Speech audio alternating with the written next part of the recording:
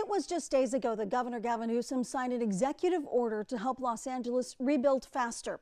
This suspended permitting and review requirements to allow victims of the recent fires to rebuild their homes and businesses as soon as possible. But here in the valley, many are now wondering, why didn't the governor do that for victims of our own creek fire in 2020?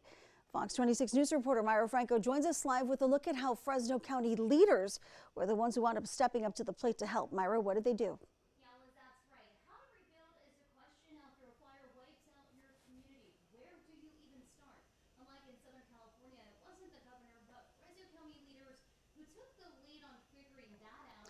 Okay, we're having some problems hearing you, Myra. I apologize. We're going to go right ahead to our story. September of 2020 was a period of time that's always going to be memorable here in Fresno County. The Creek Fire burned close to 380,000 acres around Shaver Lake in 2020, destroying more than 800 structures in the Sierra Nevada forest in both Fresno and Madera counties, displacing tens of thousands of residents who were forced to evacuate. But it wasn't Governor Newsom and the state that stepped in to help. It was the Fresno County Board of Supervisors. The Fresno County was smart. They reached out to other communities that had fires such as ours, and they asked a lot of questions. How did you guys do it? What did you do? What worked? What didn't work? What worked was that Fresno County streamlined the permit process, allowing builders to get permits fast to help rebuild the community. Out of the ashes, our Board of Supervisors worked very quickly to pass ordinances which allowed people to live on their burned out properties in trailers. So we allowed that for up to 5 years.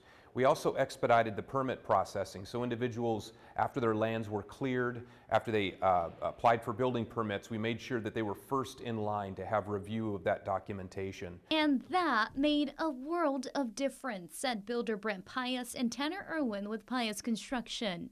During that time, it was taking 5 months to get a building permit, but definitely streamlining the process to where it took us on an average, 2 to 5 weeks to get permits consistently was huge. And it gave the homeowners, a really good feeling that this wasn't going to drag out and take forever, that they're going to be made whole within a year. Looking at what I went through here in Fresno County, I would encourage my neighbors in Southern California that there is a process, there is hope, there are opportunities to rebuild, and it's important for all agencies to come together and begin to be thinking about how other areas affected by fire have worked and rebuilt after facing similar circumstances. There's a lot of emotion in it, and there's a lot of stories, and there's a lot of tears, but being a part of rebuilding their dream, I can't even describe how that feels. It feels so good. And once we hand them the keys and they walk through the front door the first time, it's very emotional and it's very rewarding. Pius says they have rebuilt 9 to 10 homes since the Creek Fire. Some have chosen not to rebuild.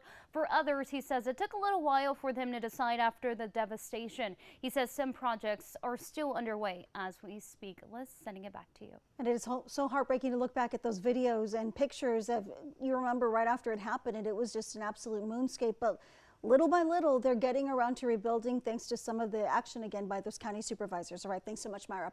Pius also told Myra that he's been building in the mountains for a long time, so he knew what was expected in order to get a permit. And he says he can't thank Supervisor Magsig and the rest of the Board of Supervisors enough for speeding up the process. Magsig says that the cleanup process is the most crucial. That one could take months. Hi, I'm Monty Torres with Fox 26 News on YouTube. Thank you for checking out our YouTube channel, where we have loads of great content for you to choose from. And while you're here, why not click on the subscribe button right here? That way you can stay in touch with all the latest breaking news, everything news related within the Central Valley. And thank you for watching.